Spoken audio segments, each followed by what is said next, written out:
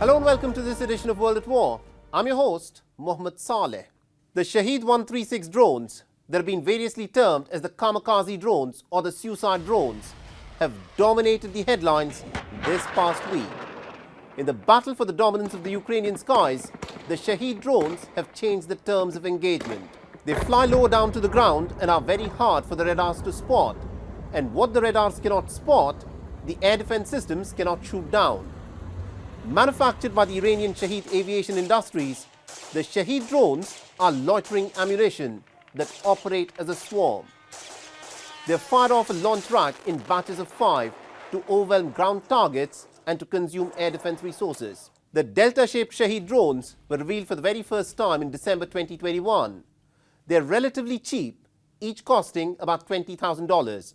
They have a range of anywhere from 1,800 to 2,500 kilometers. They fly at a maximum speed of 185 kilometers per hour. Each drone can carry a warhead of about 20 kilograms and relies on either the GPS or the Russian GLONASS navigation system for mid-flight maneuvering. The Shahed drones sound like a moped or a lawnmower and have proven to be devastating in their assault capabilities. In the past, Iran has supplied drones to the Hezbollah to be used against Israel, to the Houthis to strike targets against Saudi Arabia and the United Arab Emirates, to the Shiite militia groups in Iraq who have struck Iraqi and American targets. In the month of May earlier this year, the Iranian state media showed off hundreds of attacked military drones in an underground facility in the heart of the Zagros Mountains. Iran also showed off its Ababil 5 drones, named after the miraculous birds that are mentioned in the Holy Quran. Now, the Ababil 5 is fitted with the Qaim 9 missiles, which are said to be the Iranian-made version of the air-to-surface US Hellfire missiles. Iran has been developing its drones technology for decades now, and it claims that it has the most powerful drone fleet in the whole of West Asia. But the original pioneer for using drones in combat is the United States of America. After its invasion of Afghanistan, the United States used its bluntly named MQ-1 Predator drone to regularly bomb targets in Afghanistan and Pakistan, resulting in a number of collateral deaths for which it faced widespread criticism.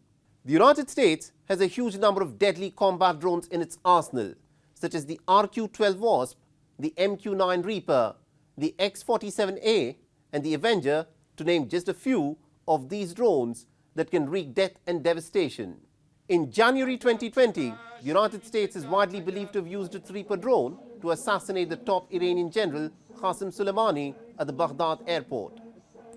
Israel claims to have been developing its combat drone technology since the 1970s, and today it boasts of one of the largest fleets of combat drones in the Middle East, including the Hermes 450, the Hermes 900, and the IAI Heron, to name just a few of its combat drones. With these drones, Israel has been striking targets deep inside the Palestinian territories.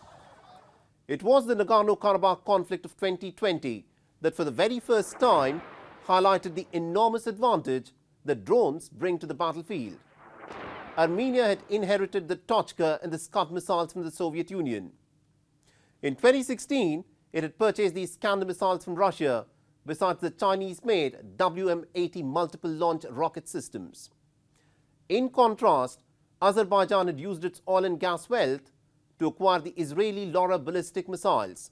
From Turkey, Azerbaijan purchased the Bayraktar TB2 drones. From Israel, it purchased the kamikaze drones, including the Harp, Orbiter, and Sky Striker UAVs. The drones enable the Azerbaijani forces to locate, track, and strike targets with precise hits far beyond the front lines. It was in this war that the Turkish TB2 Bayraktar drones distinguished themselves as weapons that can change the course of the war. Now, Turkey has used its drones to regularly bomb targets of Kurdish separatists in Iraq and Syria. And even in this ongoing Russia-Ukraine war, Kiev has used the TB2 Bayraktar drones with deadly efficiency against the 40-mile-long convoy of Russian tanks which had laid siege on the Ukrainian capital. The Bayraktar drone has also been deployed by Ethiopia in its civil war in the Tigray province. On the battlefield, drones with their speed stealth and ability to creep up on their targets have to a very large extent blunted the impact of tanks. Modern warfare is changing on a fundamental level. Combined with AI, the possibility of drones carrying out surveillance, target tracking and weapons delivery are almost limitless. Along with drones, electronic warfare has also assumed a whole new significance. This is the science of locating enemy forces by the electronic signals that they send and then isolating them by jamming their communication systems. These are still the early days of drone warfare. But what is clear is that increasingly wars will be fought and won by those who can field superior drones on the battlefield.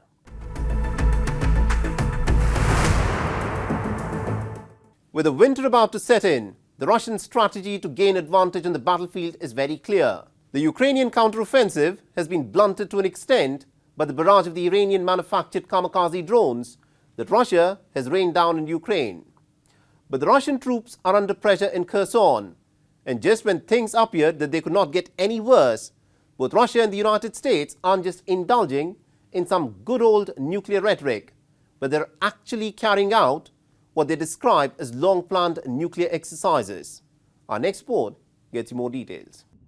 Ever since the Kerch Bridge linking the Crimean Peninsula to mainland Russia was destroyed in the massive bombing, the Russian strategy in Ukraine has undergone a fundamental change.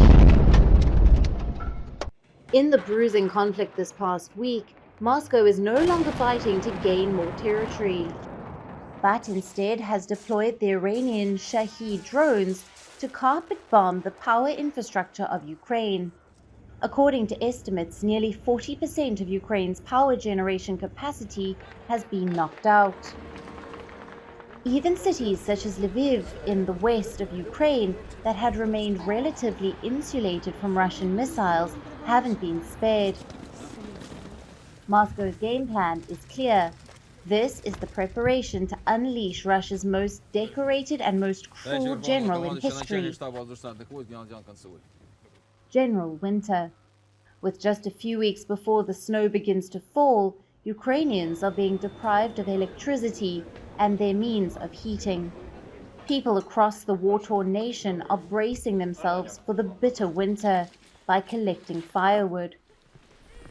In this maternity hospital in central Kiev, doctors, nurses, and expecting mothers are working out backup plans in case of a total blackout. We are getting ready. We will save power. We have bought candles. We live on one of the top floors of our building. My husband was planning to buy gas heaters to increase the temperature in the apartment if there is no heating. We have torches powered by power banks.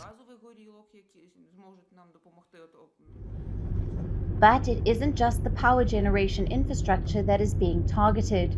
President Volodymyr Zelensky has now accused Moscow of planting explosives inside the huge Kakhovka Dam, which holds in it the volume of water that is equal to the Great Salt Lake in the United States. But Russia has rubbished this allegation. It has accused Kiev of firing rockets at the dam, resulting in damage to the huge reservoir. Blowing up the Soviet-era dam will unleash devastating floods across much of the Kherson region that is presently under the control of the Russians. But Moscow is under pressure in Kherson.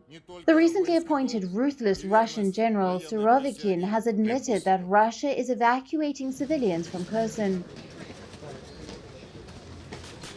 as the Ukrainian soldiers are pressing ahead with the advantage of the HIMARS rockets supplied by the United States. The intensity of artillery and rocket shelling is quite high. We are not relaxing, but this is a part of our job which we willfully signed up for. Vladimir Putin last week announced that Russia won't mobilize any more soldiers. But the 300,000 reservists who have been mobilized are presently being trained in combat, to be deployed in the battlefield to take on the Ukrainian counteroffensive. Today they will start practical training, firing at positions on the shooting range. They will be studying the weapons. Those who know the weapons will be refreshing their knowledge. So practically, they will be trained in combat fighting. Ratcheting up the tensions further, both Russia and the United States have started what they have described as planned nuclear exercises. These are part of NATO's nuclear military drills dubbed Steadfast Noon, and the United States will fly its B-52 nuclear bombers over Europe between the 14th till the 30th of October. While Russia is expected to carry out its own set of large-scale nuclear exercises called GROM, the United States claims its nuclear exercises are meant to make the world a safer place. But with the worsening war in Ukraine and the deafening nuclear rhetoric, it's hard to imagine how nuclear drills such as this can make the world a safer place.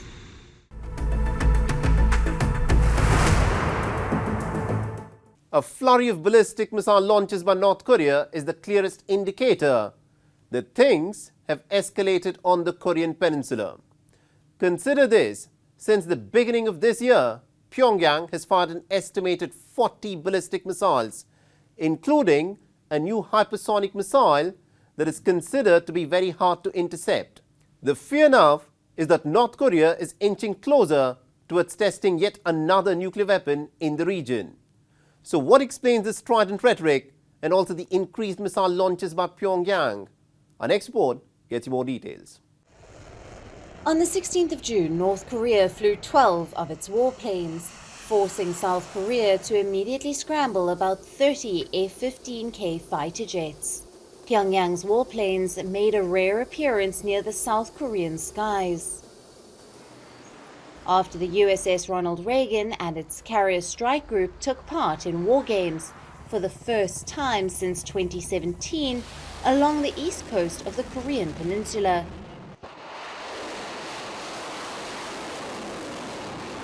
Since the 25th of September, Pyongyang, in a game of competitive muscle flexing, has fired ballistic missiles from at least 6 different locations. Escalating things further, on the 4th of October, North Korea fired a ballistic missile over Japan, setting off sirens and sparking panic on the ground. The North Korean missile traveled a distance of 4,500 kilometers before falling into the Pacific Ocean. But worryingly for the United States, the North Korean missile could have struck the US territory of Guam if it had taken a different trajectory. Military analysts have pointed out that North Korean missile launches are getting more complex, undetectable, and therefore even more threatening. As far as I know, it is the first time. Many call it SLBM. But it's not a submarine-launched missile because it's not launched from a submarine. I'd like to say that North Korea has developed a new missile dubbed ULBM, which means Underwater Launched Ballistic Missile. In September, North Korea passed a new law, giving itself the right to carry out a preemptive nuclear strike. Besides insisting that its nuclear status was irreversible and that there is no further question of any talks or negotiations over denuclearization. And this is not just empty rhetoric. On the 10th of October, Pyongyang tested its short-range ballistic missiles with the claim that it simulated striking South Korea with tactical nuclear weapons. For its part, Seoul hit back by saying that any misstep by Pyongyang will be dealt with sternly.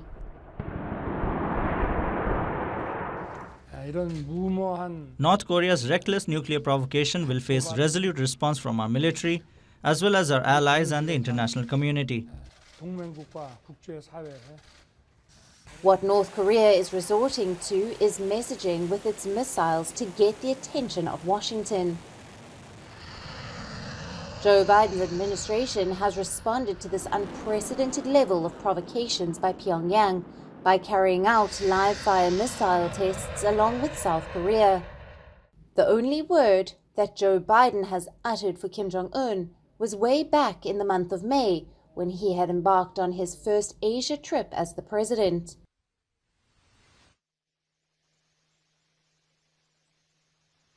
Thank you. Even the White House officials have largely remained silent about Washington's approach towards North Korea.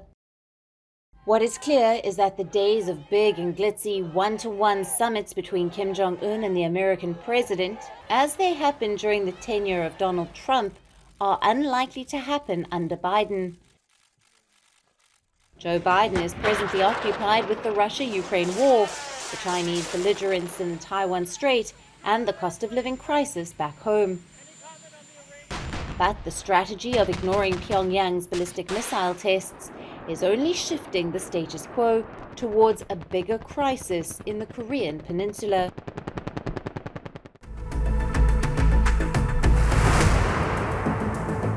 Israel has installed robotic weapons at the entrance of the Al Arub refugee camp in the occupied Palestinian territories. And these robotic weapons can fire live ammunition, tear gas, stun grenades, and also what Israel describes as sponge-tipped bullets. But what makes these robotic guns different is the reliance on artificial intelligence to decide on who's to be targeted and with what level of force. Now, Israel claims that this new technology will reduce collateral damage, but the Palestinians fear that this new technology takes away accountability when excesses are committed and is therefore more dangerous and dehumanizing. This is a robotic gun unlike any other that you may have seen. And what makes it different is that it relies on AI to make the judgment on when to pull the trigger. This robotic gun has been installed atop an Israeli guard tower at the entrance of the Al Arub refugee camp. And it has raised some serious concerns. According to the United Nations Agency for Palestinian Refugees, the Israeli forces stormed the Al Arub refugee camp more than any other camp in the West Bank. There is a palpable sense of fear and anxiety as everyday commuters walk beneath the guard tower, with the Israeli soldiers gazing out from behind the security of bulletproof windows. It fires by itself without any difficulty from the soldier. When he sees a little boy, he presses a button or something and it fires by itself. Also, it is very fast, even faster than the soldiers. And the smell of gas that it releases is stronger than the smell of gas fired by the gunpowders that the army used before. The tear gas bombs that it fires can reach the end of the camp and all the way up there. I have seen it several times. Although capable of firing live ammunition, for now Israel claims that these robotic guns have been armed with non-lethal ordnance like sponge-tipped bullets. Israeli soldiers insist they have the option of locking the robotic gun onto specific body parts of people, which can reduce the number of casualties. These guns have been built by an Israeli startup company named Smart Shooter, which boasts among its client list a dozen militaries around the world. This here is the Smash fire control system, which is a computer vision based fire control system based on a camera to enable to highly increase the accuracy of soldiers all over the world and basically greatly reduce the collateral damage and being able to only hit what is necessary. But the use of robotic guns that rely on AI's judgment on when to pull the trigger is a worrying global trend. It is not possible to fix accountability in the case of excessive use of force, as the decision to pull the trigger is made by artificial intelligence. The United States used this type of gun during its war in Iraq, whereas South Korea is said to have set up a similar contraption along its border with North Korea. In the past few months, there has been a surge in the number of deadly raids that Israel has carried out in Palestinian territories. According to the Palestinian Ministry of Health, this year has been the deadliest since 2015, with 124 Palestinians killed so far. Israel claims these raids are preemptive, that are calculatedly carried out to prevent future attacks by the Palestinian militant groups. Human rights organizations insist the deployment of robotic guns that rely on AI to decide on when and on whom to pull the trigger will lead to the digital dehumanization of the Palestinian people.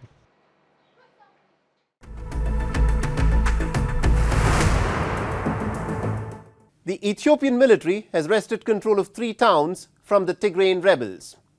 This protracted conflict that has now dragged on since November 2020 between the Ethiopian government and the rebels has thrown the African country into complete turmoil. Tens of thousands of people have been killed and millions of others have been uprooted from their homes. Now, despite the efforts by the African Union to broker peace, there's been no end to the hostilities. Our next report gets you more details. The vicious civil war unfolding in the north of Ethiopia has witnessed more violence this week. The Ethiopian army has claimed to have captured several towns after carrying out some devastating airstrikes on the rebels. The two sides are locked in a battle for control in a region that is long perceived to be the key to power in Ethiopia. Sounding the alarm, the UN Secretary General Antonio Guterres warned about the rapidly deteriorating situation. The situation in Ethiopia is spiraling out of control. Violence and destruction have reached alarming levels. The social fabric is being ripped apart. Hostilities in the Tigray region of Ethiopia must end now, including the immediate withdrawal and disengagement of Eritrean armed forces from Ethiopia. On Tuesday, the 18th of October, the Ethiopian National Defense Force, ENDF, and its allies captured Shire, Alamata, and Korem. One of the biggest cities in Tigray, Shire is located about 140 kilometers northwest of Tigray's regional capital, Mekelle. The university town with an airport is strategically placed, and its capture could allow the Ethiopian military wider access to other key towns. Crucially, it is host to tens of thousands of people displaced from other areas by the raging conflict. Once a popular tourist attraction, Tigray has been under a blockade for 17 months now. There are no banking, telephone or internet services, as well as no media access. For the past 2 years, the fortunes of the two sides have constantly changed. In November 2020, the Ethiopian and Eritrean forces took over Mekelle after accusing the TPLF of rebellion. About a year later, Tigrayan forces launched a counter-offensive in the neighboring Amhara and Afar regions, which brought them dangerously close to the federal capital, Addis Ababa. In the latest round of fighting, the federal and allied forces have regained territory in Tigray. Fighting had resumed in the month of August, shattering a 5-month-long truce. Since 31st of August, we have received numerous reports of civilian casualties and destruction of civilian objects due to airstrikes and artillery strikes in Tigray. Disruptions to communications make it particularly difficult to verify reports, but it is clear that the toll on civilians is utterly staggering. Both sides have been accused of committing war crimes, including massacres and rape, a charge they have both denied. The prospect of Ethiopian and Eritrean forces launching an offensive to capture Mekelle is once again on the horizon. While the humanitarian crisis in Tigray worsens, international calls to lay down arms and sit at the negotiating table have been largely ignored. This does not bode well for the future of the war-torn African nation and the civilians who are caught in the crosshairs. Thanks for watching World at War. And if you want to reach out to me with any suggestions or comments or feedback, please feel free to tweet to me on the Twitter handle that you see on your screens. I'm your host Mohammed Saleh, and I'll see you again next week.